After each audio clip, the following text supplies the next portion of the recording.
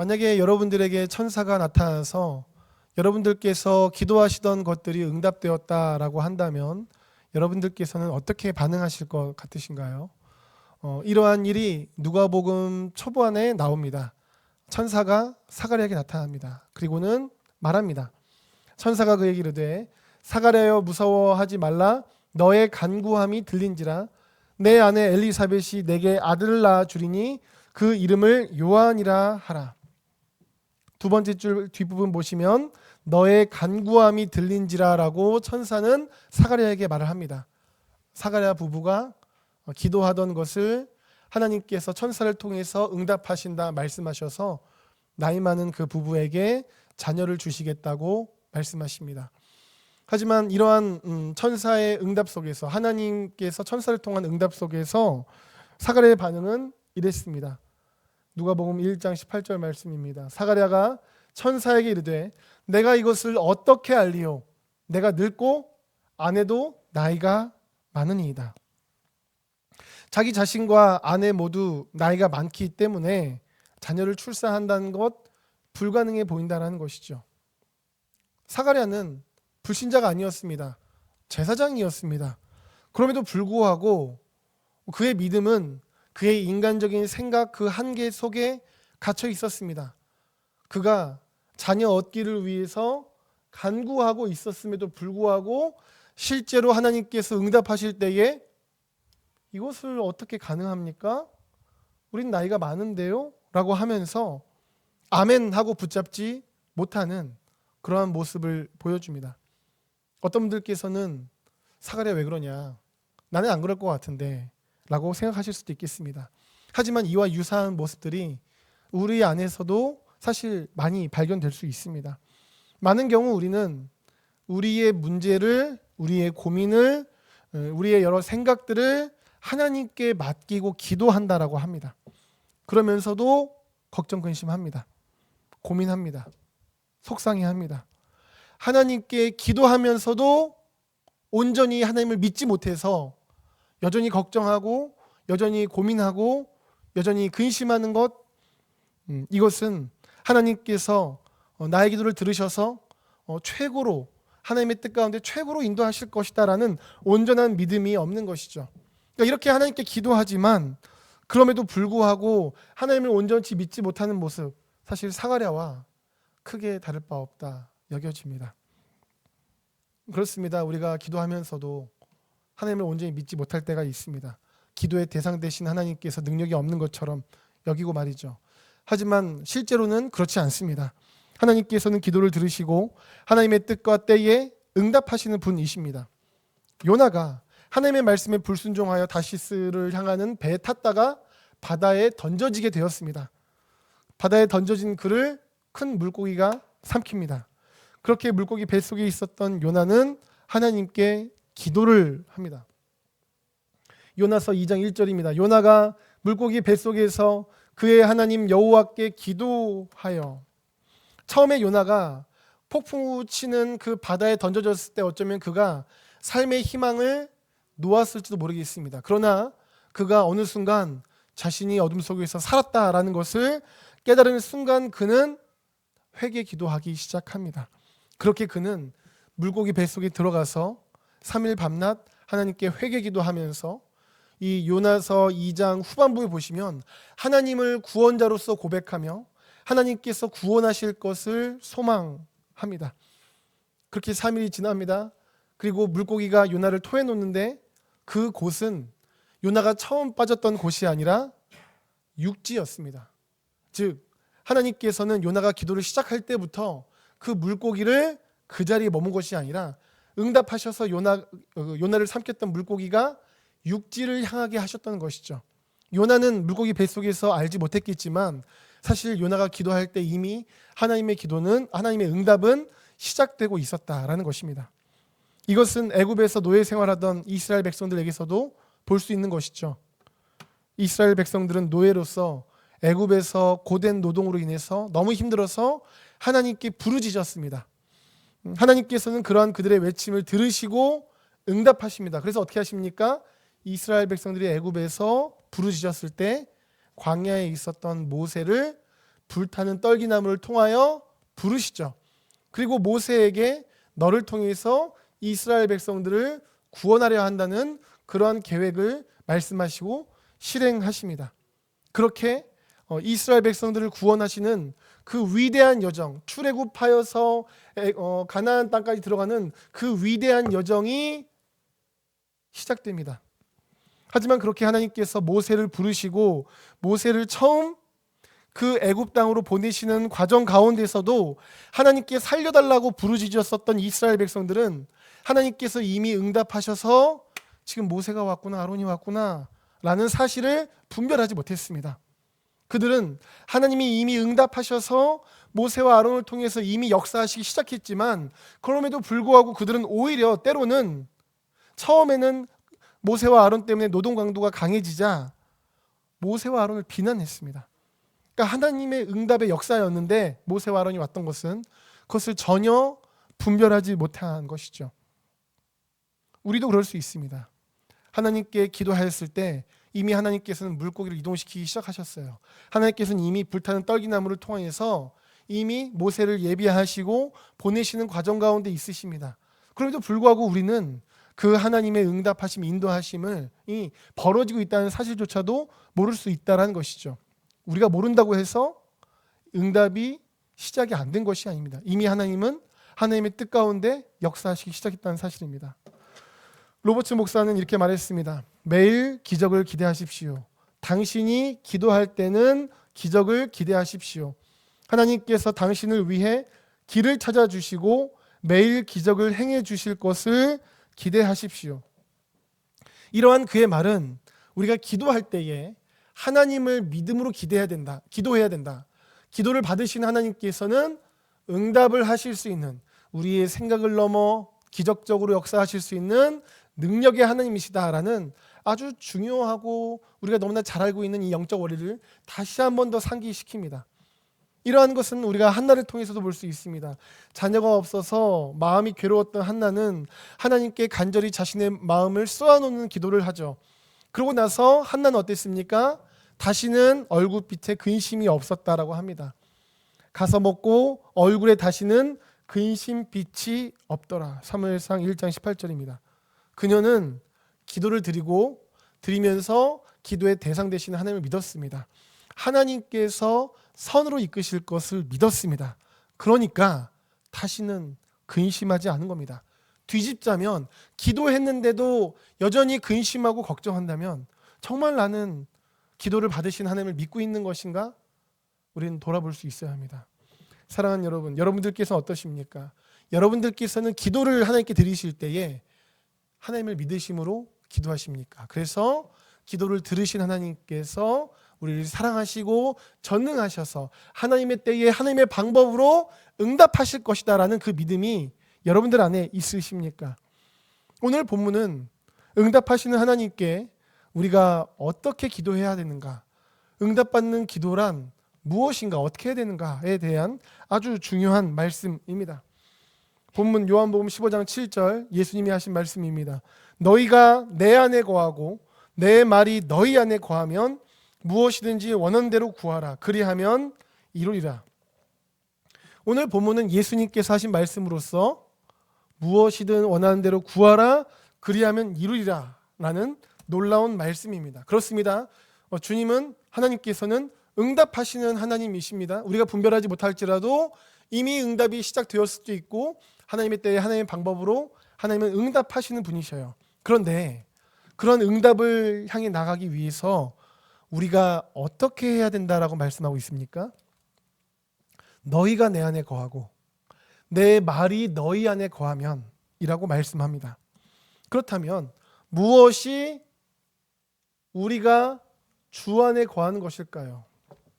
이것에 대해서 몇 절 앞으로 가시면 예수님께서 아주 쉽게 설명을 비유를 통해서 해주십니다. 본문은 7절이었는데 4, 5절입니다. 내 안에 거하라. 나도 너희 안에 거하리라. 가지가 포도나무에 붙어 있지 아니하면 스스로 열매를 맺을 수 없음 같이 너희도 내 안에 있지 아니하면 그러하리라. 나는 포도나무요 너희는 가지라. 그가 내 안에 내가 그 안에 거하면 사람이 열매를 많이 맺나니. 아멘. 여기서도 예수님께서 어떻게 말씀하십니까? 내 안에 거하라 나도 너희 안에 거하리라 말씀하시죠. 그러면서 그것을 어떻게 설명하십니까? 가지와 포도나무로 말씀하십니다. 아무리 튼튼해 보이는 가지라고 할지라도 스스로 혼자서 열매를 못 맺죠.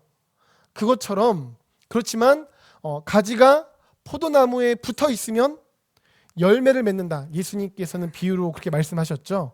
그러면서 하신 말씀이 뭡니까? 포도나무는 예수님이다.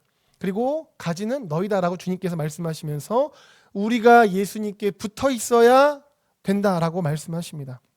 그래서 마치 나무에게서 가지가 붙어 있어서 영양분을 공급받아서 열매를 맺는 것처럼 우리 역시도 예수님께 붙어 있어서 은혜를 공급받아 열매를 맺을 수 있으며 그렇게 우리는 예수님 안에 거할 수 있다는 것이죠. 그러므로 예수님 안에 거한다는 것이 무엇인가? 그것은 가지가 포도나무에 붙어 있듯이 우리가 주님께 붙어 있어서 주님의 은혜를 우리가 공급받는 것입니다. 말씀을 읽고 듣고 묵상함으로 또한 그 말씀을 붙잡고 쉬지 않고 기도함으로 은혜를 공급받고 또한 부르신 삶의 자리 속에서도 정말 은혜를 공급하시는 그 예수님께 붙어 있어서 치열한 나의 삶 속에서도 내 생각이 아니라 주님을 따라 살아가려고 하는 것, 이것이 바로 예수님 안에 우리가 거하는 것입니다. 하지만 만약에 예수님께 은혜를 공급받지 않고 살아간다라는 것은 무엇이겠습니까? 그러면 말씀 없이 기도 없이 내가 인간적으로 살아가려고 하는 것이죠. 그렇다면 그것은 마치 무슨 모습입니까? 가지가 나무에게서 떨어진 거예요. 떨어졌습니다.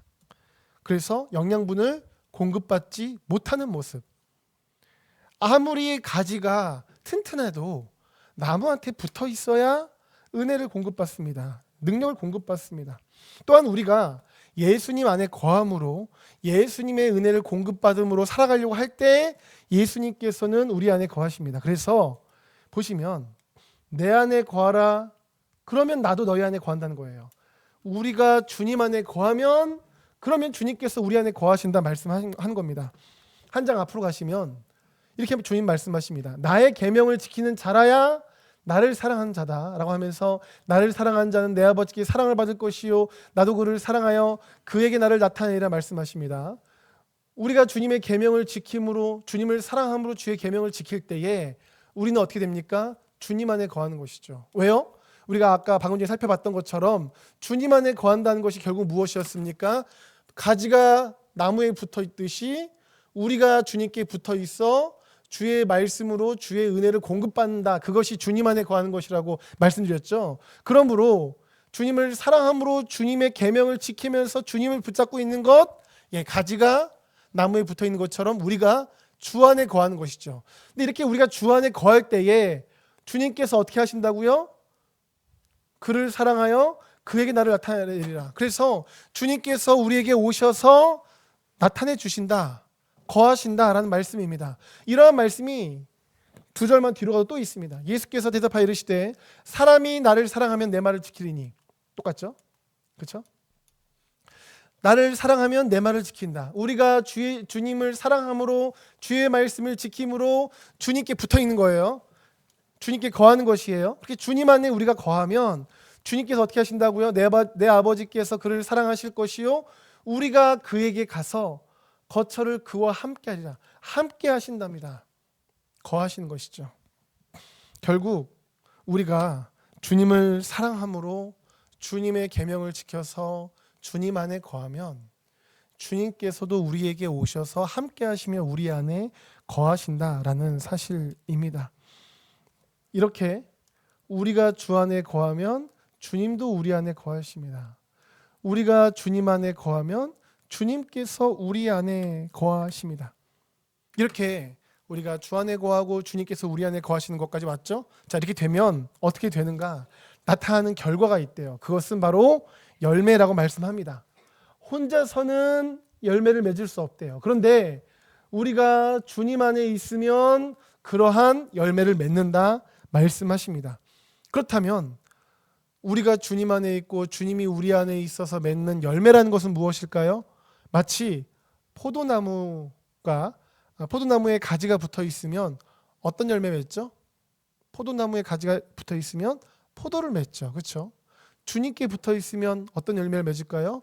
주님 충만이라는 열매를 맺게 됩니다.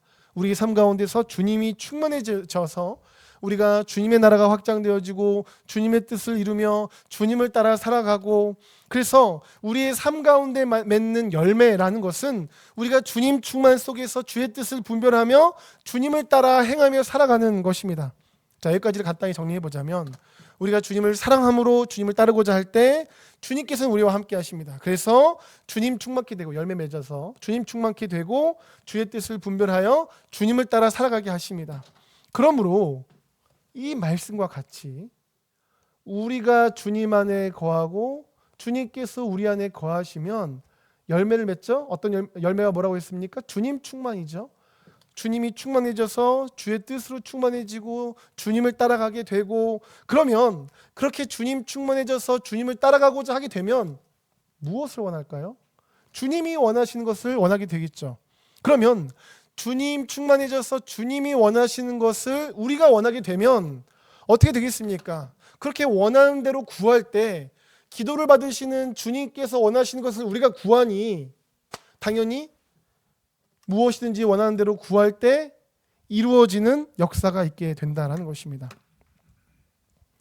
며칠 전에 있던 일입니다.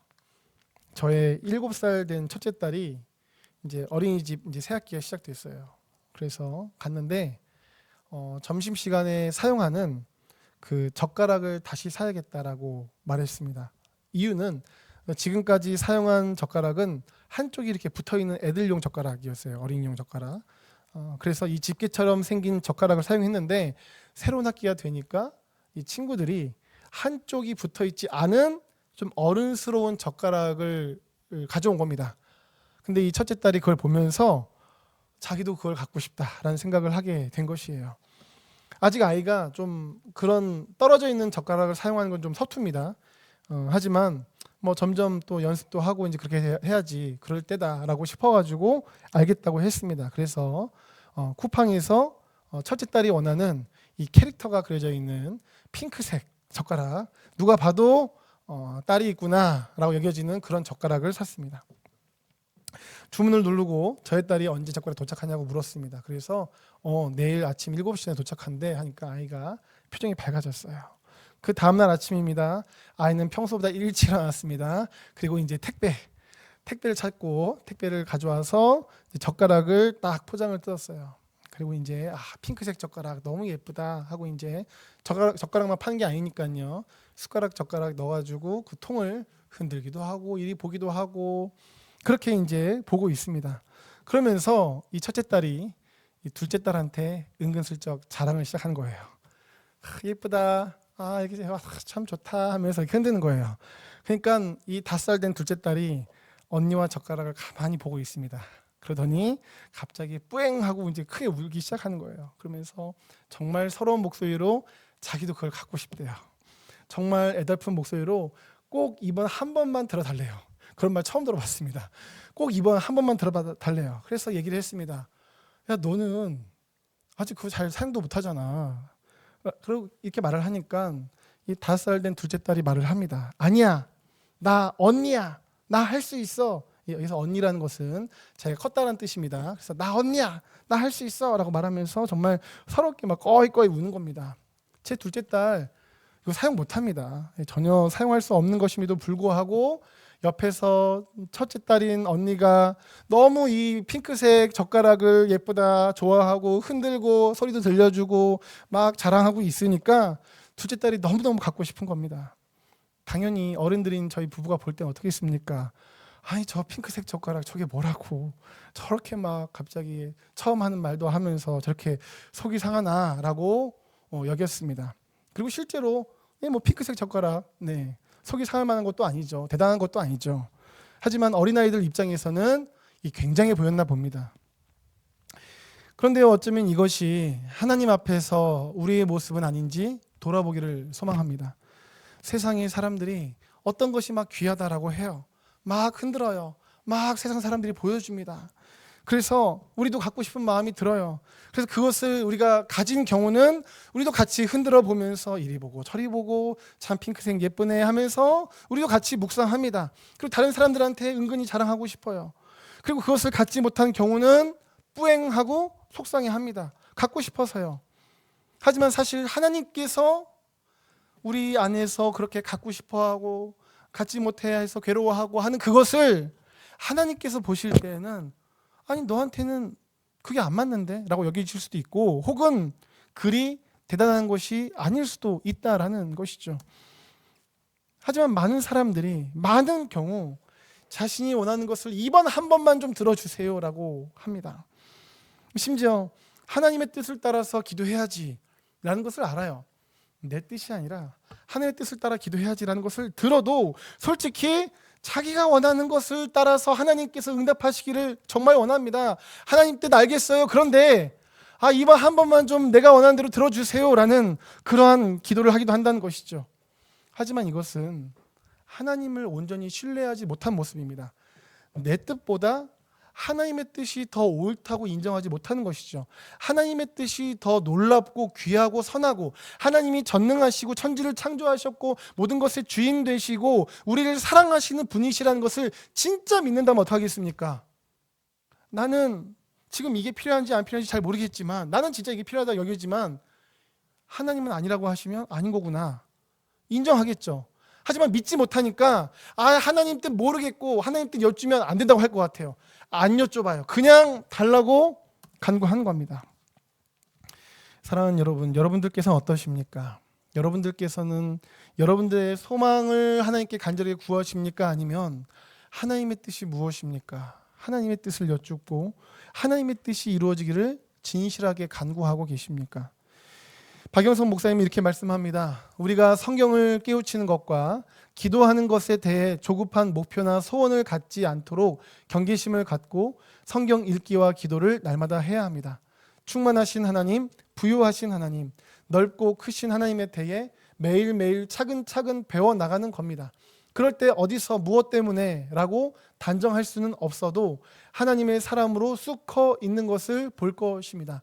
아이가 성장할 때 보약을 먹고 컸다든가 비타민을 먹고 컸다는 말은 사실 이치에 맞지 않습니다. 보약은 아슬아슬할 때 한 번 먹는 것이지 아무 때나 보약을 먹지 않습니다. 늘 먹는 그 밥으로 큽니다. 맛있는 것만으로도 아니고 가장 영양가 있는 것만으로도 아닙니다. 밥 먹고 김치 먹은 것이 머리카락도 되고 치아와 뼈를 형성하는 것입니다.